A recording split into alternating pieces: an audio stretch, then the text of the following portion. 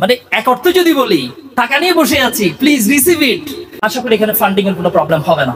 এটা আমরা প্রাক্তন পরিষদ থেকে আসবো অ্যারাউন্ড 2 লাখ আমরা ইনশাল্লাহ এখানে আমরা দিয়ে দিব।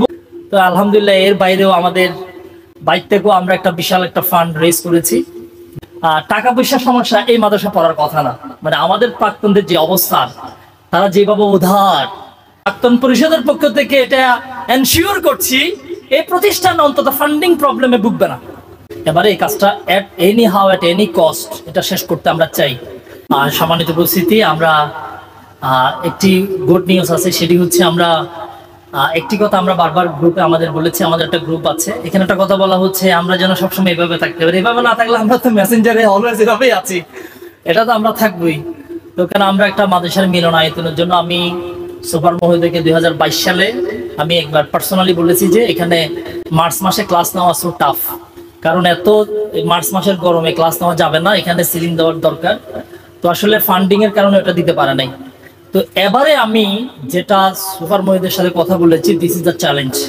এবারে এই কাজটা at any how at any cost এটা শেষ করতে আমরা চাই, এটা আমরা বলেছি। এবং ইতিমধ্যে আপনারা অনেকেই টাকা দিয়েছেন, টাকার হিসাব এখানে হয়ে যাচ্ছে। তো আলহামদুলিল্লাহ এর বাইরেও আমাদের বাইর থেকেও আমরা একটা বিশাল একটা ফান্ড রেজ করেছি, যেটা দিয়ে আমার মনে হয় শিক্ষক মিলনায়তনের যে রুমগুলো, এগুলো টিন সবগুলো হয়ে যাবে ইনশাল্লাহ।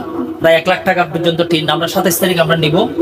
এর বাইরে আবার আপনারা এখানে যে ফান্ডিং দিয়েছেন, এখানেও সম্ভবত এটা 60-র উপরে চলে যাবে। তার মানে হচ্ছে বর্তমানে 1,60,70 এরকমই আমাদের হাতে চলে আসছে। এটা হচ্ছে এই সম্মেলন উপলক্ষে আমাদের এই কালেকশন। টাকা পয়সার সমস্যা এই মাদ্রাসা পড়ার কথা না, মানে আমাদের প্রাক্তনদের যে অবস্থা, তারা যেভাবে উধার, দীর্ঘ 1 যুগ পরে তারা সামনে এসে হাজির হচ্ছে, বিদেশ থেকে টাকা পাঠাচ্ছে, এত ব্যস্ততার পরেও সবাই চলে আসছে, একেবারে বাচ্চাদের মতো টি শার্ট পরে বসে আছে। তো আমরা তো আসলে তাকিয়ে থাকবো না। তো প্রাক্তন পরিষদের পক্ষ থেকে এটা এনশিওর করছি এই প্রতিষ্ঠান অন্তত ফান্ডিং প্রবলেমে ভুগবে না। ইভেন যদি কোনো সভাও যদি না করে, তো আমরা লাইফে করলামটা কি?